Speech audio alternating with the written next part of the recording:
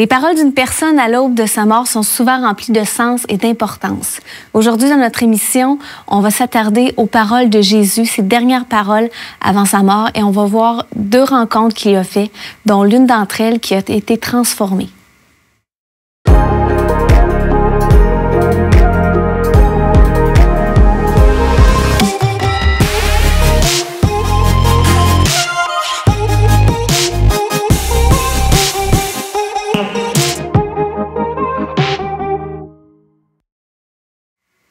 Bienvenue à l'heure de la bonne nouvelle. Aujourd'hui, notre émission s'intitule « Une rencontre de la dernière chance ». Et on est avec Jean-Sébastien et, bonjour Valérie. Et François. Bonjour François. Salut Valérie, salut Jean-Sébastien. On poursuit notre série « À la croisée des chemins ». Et aujourd'hui, Jean-Sébastien, tu vas nous présenter justement les dernières paroles de Jésus et des rencontres transformantes qui se sont passées au dernier moment. Oui, effectivement, on va prendre le temps de regarder les 7 dernières paroles de Jésus en croix. Puis, ce qui va nous surprendre, c'est souvent, quand tu arrives pour mourir, tu veux transmettre. Si tu as la chance, parce que des fois, tu meurs, puis tu n'as pas besoin de rien dire, tu n'as pas le temps de rien dire. Mais là, il y a le temps de dire des choses précises, même pour ses ennemis. Même pour les gens qui sont à gauche, à sa droite, qui sont mis à mort en même temps que lui. Pour sa mère qui est là. Donc, vraiment, ça va être vraiment intéressant. On va voir son cœur. Un peu comme on voit le cœur de l'apôtre Paul dans 2 Timothée. C'est cette dernière épître. C'est un peu ce qui passe, les dernières volontés, les dernières choses importantes. Enfin, je pense qu'on va beaucoup apprendre, être beaucoup enrichi là, par qu'est-ce que Jésus, les dernières paroles qu'il a dit sur la croix. C'est ça. Et avant qu'on passe à tout cet enseignement-là, François, tu nous présentes ton Vox Pop?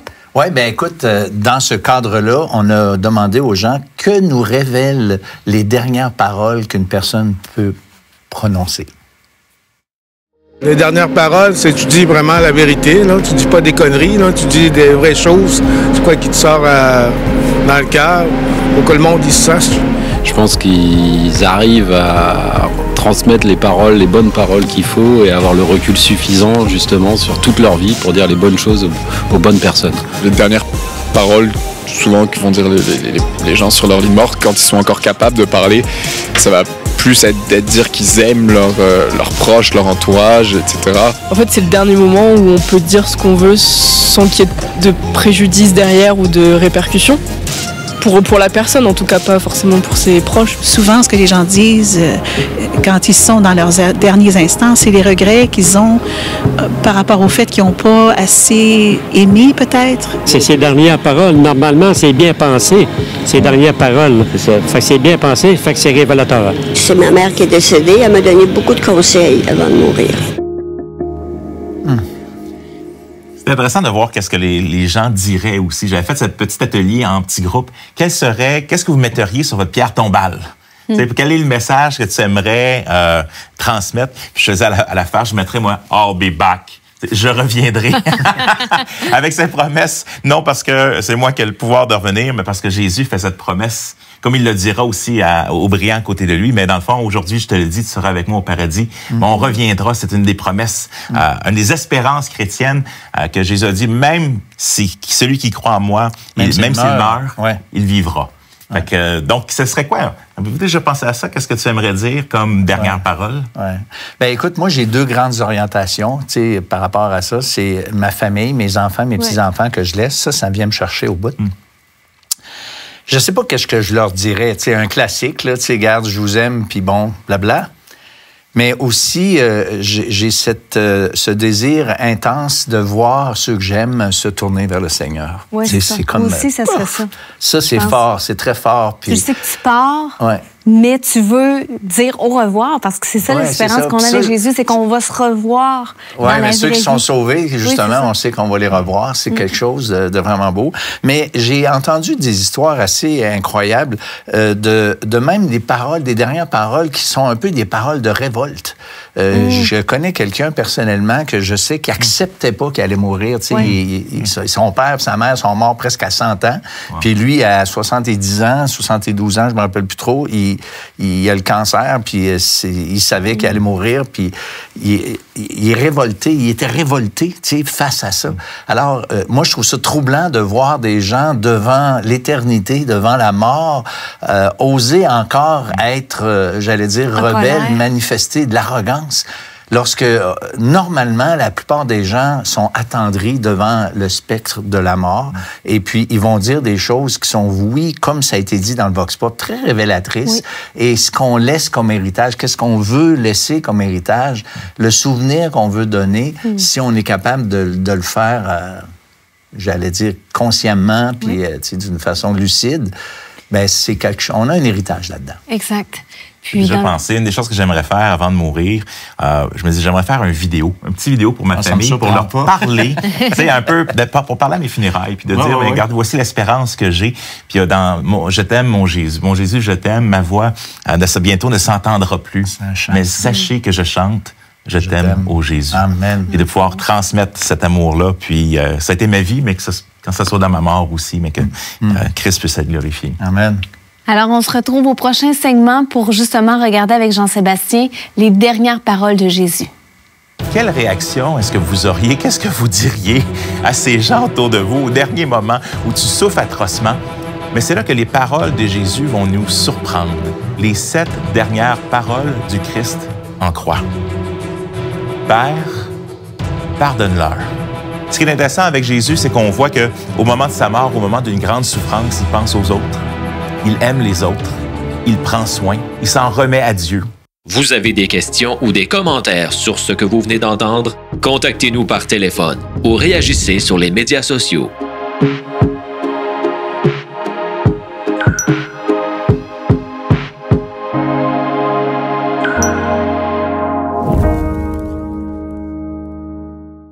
Les dernières paroles de quelqu'un sont significatives.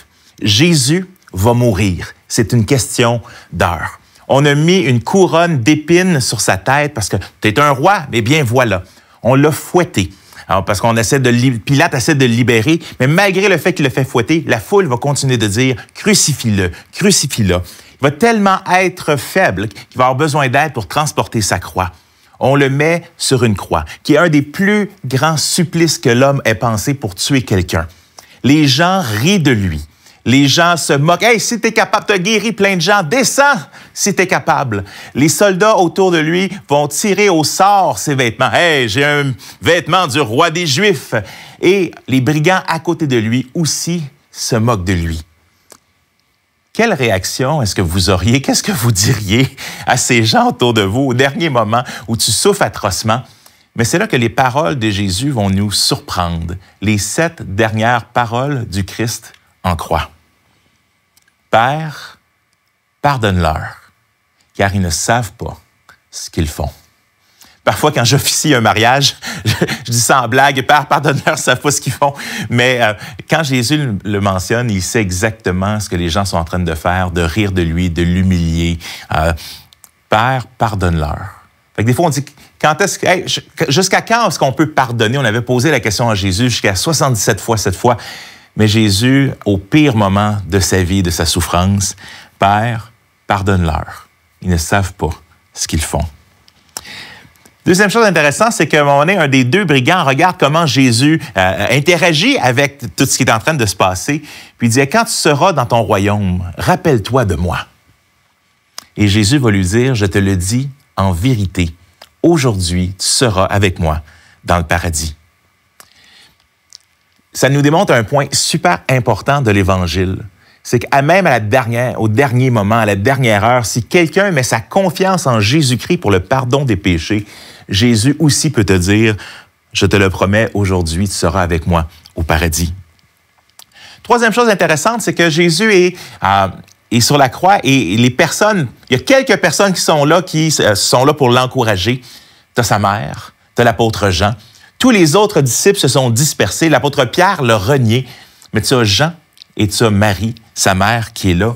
Et Jésus va les regarder. « Femme, voici ton fils. » Puis il dit aux disciples, « Voici ta mère. » Au moment où Jésus souffre, où très bientôt il va mourir, il veut prendre soin de sa mère. Ce qui est intéressant, parce qu'on pourrait dire, mais pourquoi est-ce que Jésus avait des frères? Il y avait Jacques, on le verra dans un autre épisode de cette série, mais pourquoi est-ce qu'il ne demande pas à un de ses frères de s'occuper? Personne dans sa famille, à part Marie, croit en lui. Il prend soin, alors qu'il souffre, il pense aux autres, il pense à sa mère. il va citer un psaume. Un des psaumes, et j'aimerais ça vous lire une partie de ce psaume-là, c'est un psaume qu'on appelle, qui est dit messianique. Pourquoi? Parce que c'est écrit à peu près 1000 ans avant la venue de Jésus. Et vous allez voir combien proche que c'est de ce que Jésus est en train de vivre. Jésus va citer le début du psaume 22. « Mon Dieu, pourquoi m'as-tu abandonné? » Jésus, juste un peu avant d'être pris par les soldats, était dans le jardin de Gethsémani, puis il avait fait cette prière à son Père. Père, s'il est possible que cette coupe, que cet événement, cette coupe de souffrance que je vais passer au travers, si c'est possible que je puisse être épargné de ça, Seigneur, c'est le temps.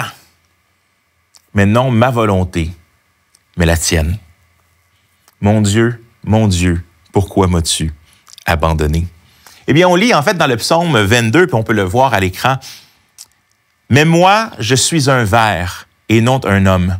La honte de l'humanité, celui que le peuple méprise, tous ceux qui me voient se moquent de moi, ils ricanent, ils hochent la tête. Quand on cite un psaume, particulièrement quand les Juifs le font, ils citent l'entièreté du psaume. Et Jésus va aussi s'attacher à ces versets d'espoir, comme au verset 9. « Recommande ton sort à l'Éternel, l'Éternel le sauvera et le délivrera puisqu'il l'aime. » Le texte continue, « Mes forces s'en vont comme l'eau qui s'écoule, et tous mes os se disloquent. Mon cœur est comme de la cire et se liquéfie au fond de moi. » Alors que David, quand il écrit, parle un peu symboliquement, mais on se rend compte qu'ici, une des choses qui va arriver à Jésus sur la croix, il va mourir, en fait, très rapidement. Ce qui est surprenant, c'est un supplice qui était supposé durer plus que ça, au point que les soldats allaient pour briser les os les jambes pour que finalement ils soient plus capables de se soutenir puis qu'ils meurent. Mais Jésus est même mort avant ça. Mais pour être sûr qu'il était vraiment mort, on a percé son côté, le cœur a flanché, le liquide est sorti. Mon cœur est comme de la cire, il se liquéfie au fond de moi. Au verset 16, « Ma force dessèche comme l'argile, et ma langue s'attache à mon palais. Tu me réduis à la poussière de la mort. » Retenez ça, ma force dessèche comme l'argile, ma langue s'attache à mon palais parce qu'il y a soif.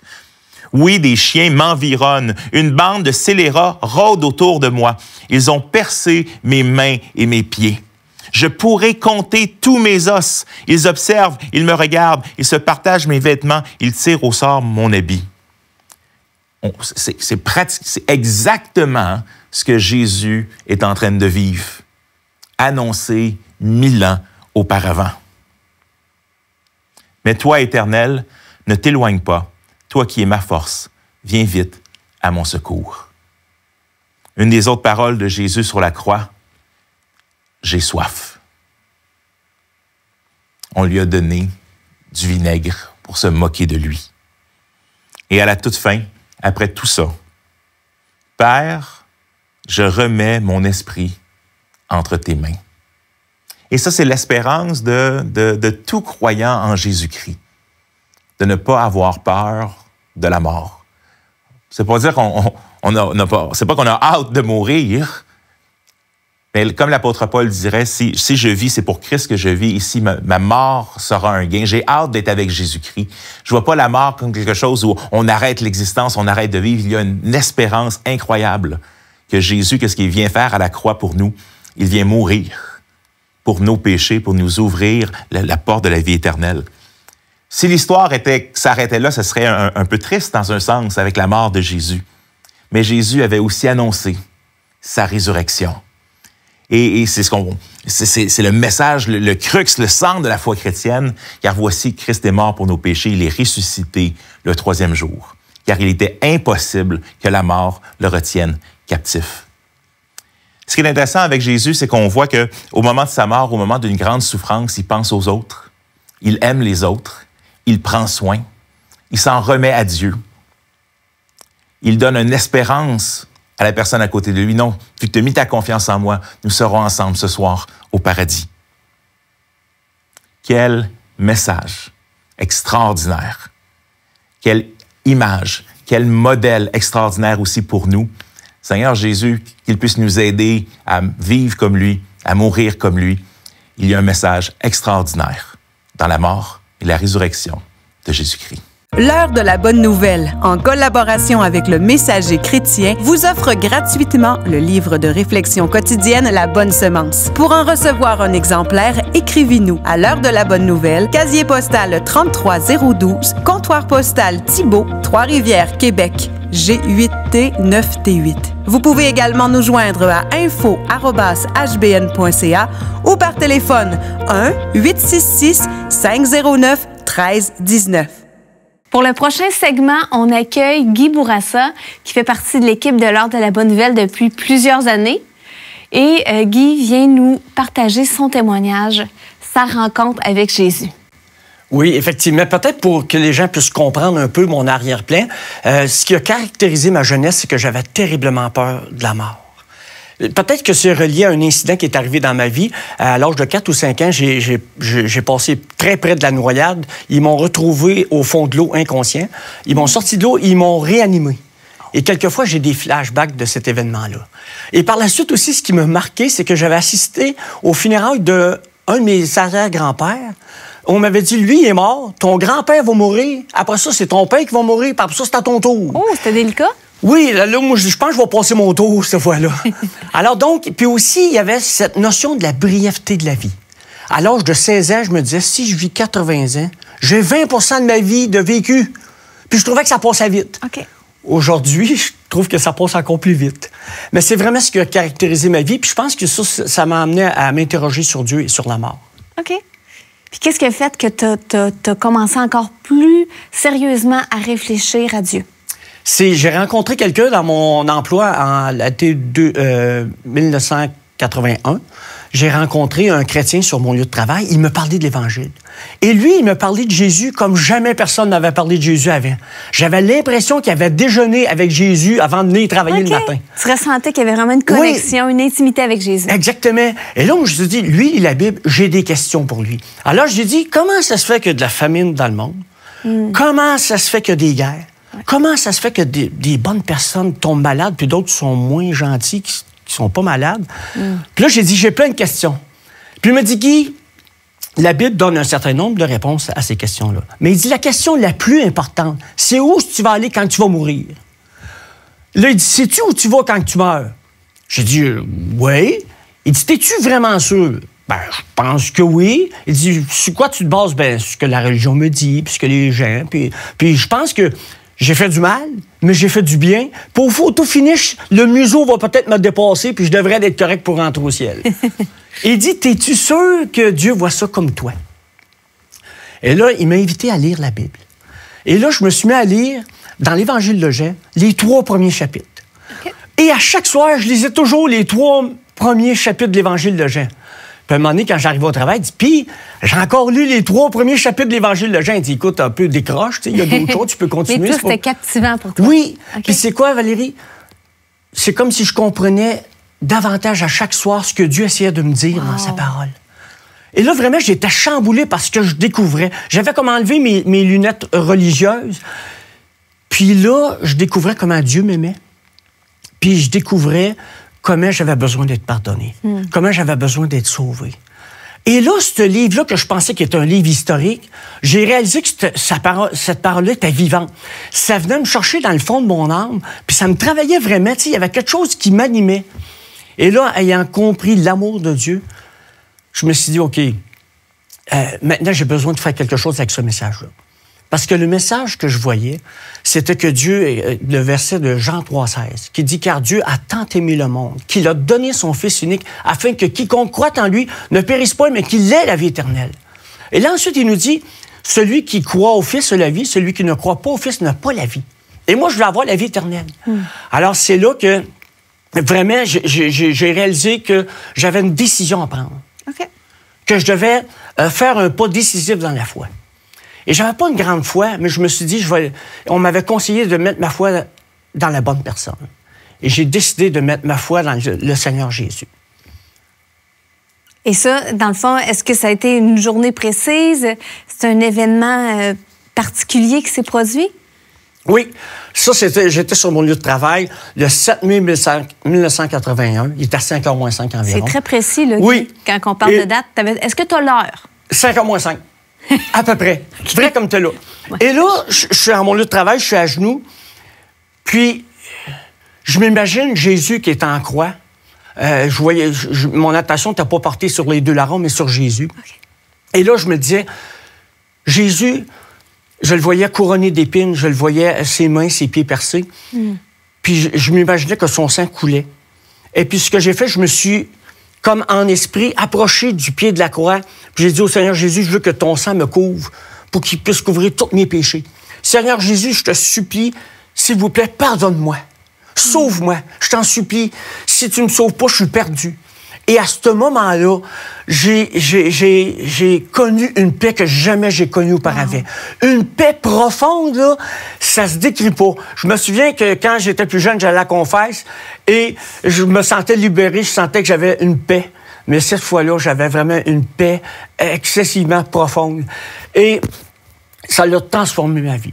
Et depuis ce temps-là, j'essaie de marcher avec Dieu. J'essaie d'aimer Dieu de tout mon cœur, de toute mon âme, de toute ma force, de toute ma pensée. Et j'essaie d'aimer mon prochain comme moi-même. Et j'essaie de faire du bien. Et c'est un peu... J'ai trouvé un véritable sens à ma vie. Wow! Merci, Guy, pour ton témoignage. Vous avez des questions ou des commentaires sur ce que vous venez d'entendre? Contactez-nous par téléphone ou réagissez sur les médias sociaux.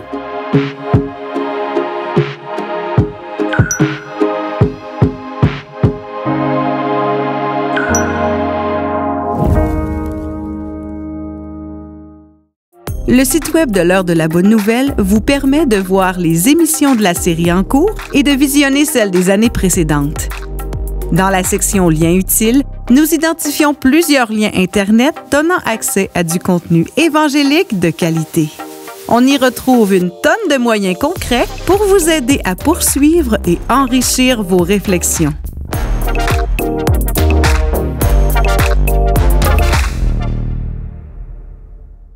Donc, après avoir entendu le message de Jean-Sébastien sur les paroles de Jésus, c'est les dernières paroles, après avoir entendu le témoignage de Guy, on se situe vraiment au pied de la croix. J'ai l'impression, présentement, on doit entendre cet appel-là de Jésus qui nous appelle, qui nous invite. Oui. Mais il y a quelque chose, je trouve, que tu n'as pas mentionné, qu'on pourrait toucher là, par rapport à une de ces paroles que Jésus a dites qui est extrêmement importante, là, c'est le « tout est accompli ». Oui, mais certainement, dans ce que Guy partage aussi, puis c'est intéressant dans son témoignage, comme beaucoup de gens, on se j'étais comme plus ou moins une bonne personne, j'espère en avoir fait assez, mais tout est accompli. Il revient à dire, non, les deux brigands qui sont à côté de lui, ils méritent tous les deux de mourir. Moi, toi, tout le monde, on mérite de mourir. Personne ne mérite d'avoir le ciel. C'est ça. Il y en a qui... On parle souvent des histoires des deux brigands, puis on dit le bon puis le mauvais larron. C'est comme si on disait le bon puis le mauvais bandit. Okay? C'était deux bandits, puis ils reconnaissent que celui qui a été sauvé, il reconnaît qu'il y avait besoin, qu'il reconnaît qu'il était coupable, puis qu'il méritait d'être là, lui. Ben, c'était une des paroles des brigands. On n'a pas vu beaucoup de l'interaction entre les deux brigands. Mais le bon larron interrompt l'autre, il dit arrête. Il dit dans le fond, nous, on mérite d'être là, on mérite d'être mis à mort, mais ce gars-là, il mérite pas d'être là. C'est ça. Puis je pense que cette réalisation de dire, je suis pécheur, le gars, il dit, il sait, l'autre sait qu'il est méchant, le méchant larron, lui aussi, il sait qu'il mérite d'être là jusqu'à un certain point. Mais cet aspect de tout est accompli, puis que Jésus est capable de le regarder droit dans les yeux, il dit, je te le dis aujourd'hui, tu seras avec moi au paradis. Tu sais, dans une des questions qui a été posée à Guy, si tu meurs ce soir, est-ce que tu sais où est-ce que tu t'en vas? Ouais. Puis la deuxième, qu'on pose souvent dans ce contexte-là, c'est pourquoi? En quoi tu mets ta confiance? Puis Paul va dire, si tu mets ta confiance dans ta propre justice, mais tu passes à côté de la grâce de Dieu. Parce qu'on regarde la croix, puis que c'est réellement le plus grand supplice de torture qui a été imaginé, Paul va dire, s'il y a une autre façon par laquelle on peut être sauvé que par ce que Jésus a fait pour nous, Jésus est mort pour rien. C'est ça.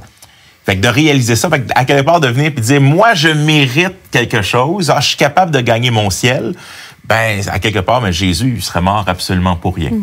Mais clairement, Valérie, l'être humain, il pense qu'il peut faire quelque chose pour gagner la faveur de Dieu. Et ça, moi, j'ai souvent dit pendant longtemps que c'était la religion populaire qui disait ça.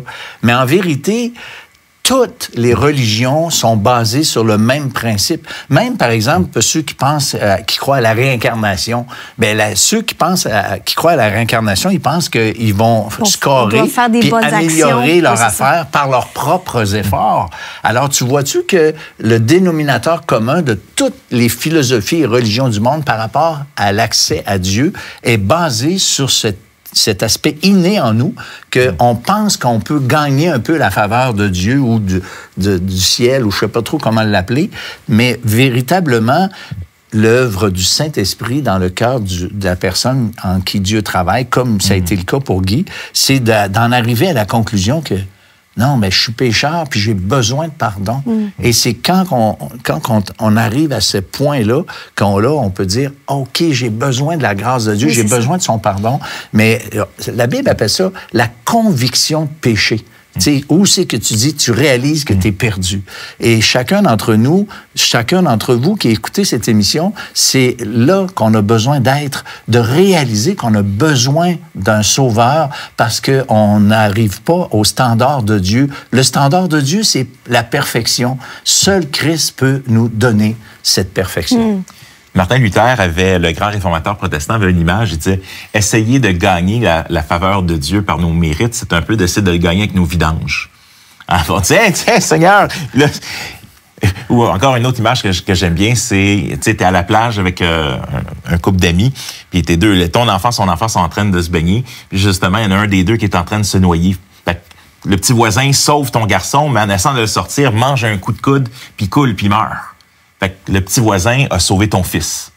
Fait que tu te tournes vers le père qui vient de perdre son enfant, tu sors ton portefeuille et tu dis « Combien je te dois? » C'est ça. Est-ce que tu peux remplacer par un montant quelconque de bonnes œuvres, d'argent? Une insulte profonde, d'essayer de rembourser. Ouais. Je pense que c'est ça la différence, c'est que Dieu ne nous demande pas de faire des... Guy mentionnait, mais tu sais, par la suite, après que j'ai Dieu dans ma vie, mais j'essaie de faire le bien, tout ça. Mais c'est la différence entre des œuvres méritoires. On essaie de mériter quelque chose, puisque la Bible appelle des œuvres du merci. Ça veut dire, je remercie le Seigneur pour la vie que j'ai. Hey, je suis sorti de prison. Là, je remercie, merci et tu vis parce que tu as été libéré. Oui. C'est ça. En réponse avec l'amour que tu as reçu de Dieu, l'amour parfait, l'amour qui couvre tout, la grâce de Dieu. Puis c'est ce qu'on est invité à faire aussi quand on reçoit Jésus dans notre vie, c'est de partager son amour, de poursuivre le travail que lui est venu accomplir. Alors, merci d'avoir été avec nous encore aujourd'hui pour une autre émission. Et on se dit à la semaine prochaine pour une autre émission de l'heure de la bonne nouvelle. Ce prétendu-là, Messie, est immobile, gisant sur 2 poutres de bois devant une foule d'enragés. Et tout d'un coup, là, leur Messie glorieux devient un Messie... Qui meurt comme un criminel. Comme un criminel, comme un bandit cloué au bois, un Messie maudit. Quelle est la plus grande réponse que Dieu nous offre souvent dans nos désespoirs? Bien, c'est lui. Sa présence, sa consolation, son amour, ses vérités. Les disciples considèrent la crucifixion comme une défaite cuisante, mais Jésus le sait que c'est la plus grande victoire de tout l'univers. L'enfer a été vaincu, Satan a été vaincu,